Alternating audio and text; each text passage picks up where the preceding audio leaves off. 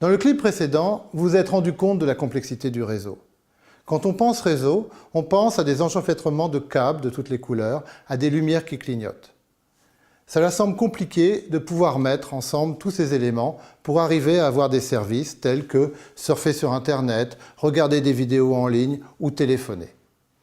En fait, derrière cette complexité, il y a une structure cachée. Et dans ce cours, nous allons voir qu'est-ce qu'il y a derrière. Pour qu'un réseau puisse fonctionner à grande échelle, il faut que les principes qui le constituent soient simples.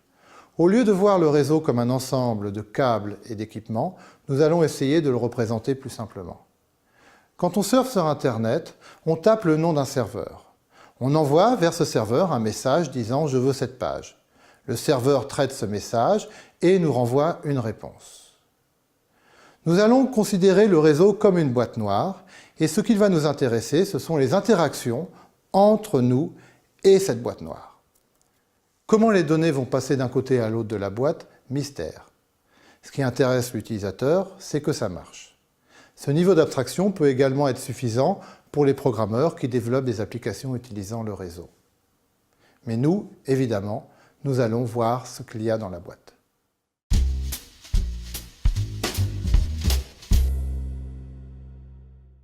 Ainsi, quand je tape le nom du MOOC de France Université Numérique, la première étape consiste à passer de ce nom, à peu près mémorisable par un être humain, à une adresse compréhensible par le réseau.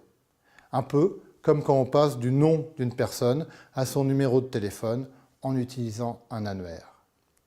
La méthode pour passer de ce nom à cette adresse peut être assimilée à une boîte noire et on s'intéresse uniquement aux interactions avec cette boîte noire. Je veux l'adresse, j'ai l'adresse. Une fois l'adresse trouvée, on peut envoyer des données sur le réseau pour récupérer les informations souhaitées. Il n'y a pas de liaison directe entre notre ordinateur et les serveurs de France Université Numérique. L'information va être recopiée d'équipement intermédiaire en équipement intermédiaire jusqu'à atteindre le serveur.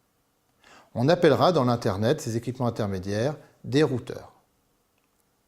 Les routeurs vont donc analyser les données qu'ils reçoivent et à partir de l'adresse de destination, choisir le prochain routeur. La liaison entre ces routeurs peut varier, il peut s'agir d'une fibre optique, d'un câble ou d'une liaison hertzienne. Cette liste de routeurs a été trouvée par Caroline quand elle cherchait à trouver la panne du réseau en utilisant le programme Traceroute.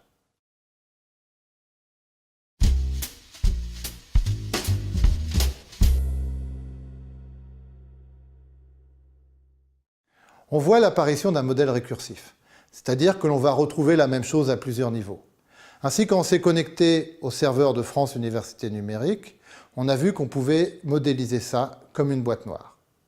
Mais cette boîte noire va contenir une autre boîte noire dont le but est de fiabiliser la communication.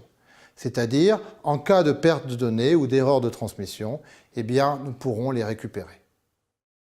Cette boîte noire s'est appuyée sur d'autres boîtes noires qui sont les routeurs et qui ont acheminé les données jusqu'à destination.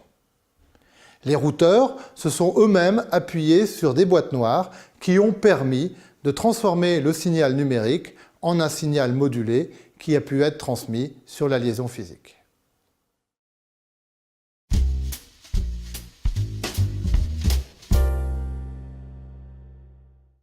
Ce modèle, basé sur les interactions, est très puissant et offre une grande souplesse. On peut passer facilement d'une technologie à une autre ou suivre ses évolutions.